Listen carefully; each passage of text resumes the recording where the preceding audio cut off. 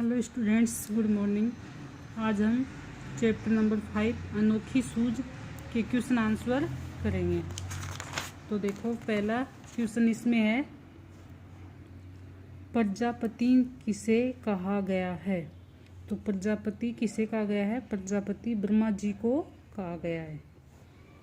अब second question है,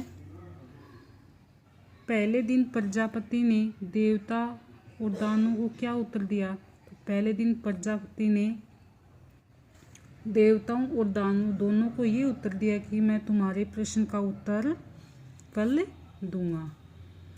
third question है, देवताओं और दानवों ने प्रजापति से क्या प्रश्न किया।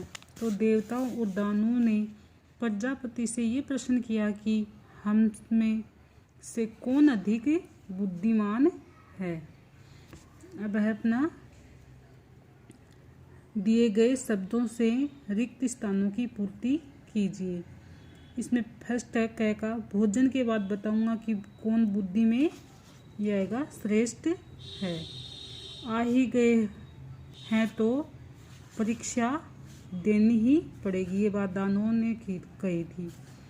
वे उन्हें पाने के लिए लपकते रहे। खुद भी खाओ और दूसरों को भी खाने दो। ओके, पहले में श्रेष्ठ आएगा, दूसरे में परीक्षा, तीसरे में लपकते, चौथे में खुद और दूसरों।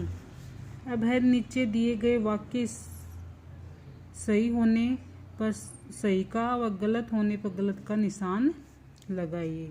देवताओं और दानवों में युद्ध होता रहता था। यस, देवता और दानवों में युद्ध होता रहता था, ये इसका निशान आएगा। देवताओं और दानव दोनों को एक ही कमरे में बिठाया गया, नहीं, अलग अलग कमरे में बिठाया गया था, ये रोंग। प्रजापति ने बिना शर्त भोजन करवाया, नहीं, शर्त लगवाई थी, तो ये भी गलत।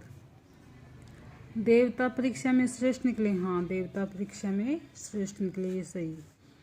प्रजापति ने भोजन करने के लिए किन को आमंत्रित किया। प्रजापति ने भोजन करने के लिए देवताओं और दानवों को आमंत्रित किया। प्रजापति ने भोजन करने की क्या शर्त रखी। प्रजापति ने भोजन करने की ये शर्त रखी कि कोहनी को बिना मोड़े देवताओं और दानवों को भोजन करना है। देवताओं ने अपनी सूझबूझ कैसे दिखाई। देवताओं ने आपसी सहयोग से एक दूसरे को भोजन कराकर सूझबूझ दिखाई। शोरगुल कौन कर रहे थे और क्यों। शोरगुल दानव कर रहे थे। बिना कोहनी मोड़े लड्डू खाने के चक्कर में वे लड्डुओं को ऊपर उछालते, मुंह में लपकते, इस चक्कर में कपड़े गंदे हो रहे थे, कमरा गंदा हो रहा था, इस कारण दानव शोरगुल कर रहे थे।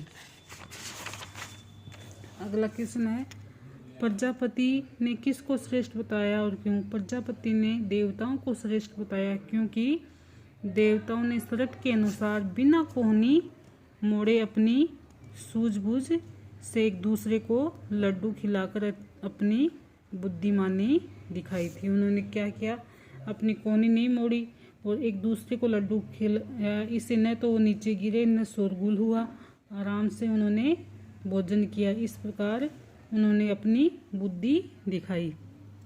अब है भाषा की बात। टूट पड़ना मुहावरा है, तो इसका है अर्थ है झपटना। इसी प्रकार नीचे दिए गए मुहावरों के भी अर्थ बताने। चूर चूर होना, नष्ट होना, सूझबूझ दिखाना, बुद्धिमानी दिखाना। इनके अर्थ हैं, प्रजापति दानों के कमरे में गए। इस वाक्य में के दानों और कमरे का संबंध बता रहा है। तो थैंक यू स्टूडेंट्स, आज के लिए इतना ही।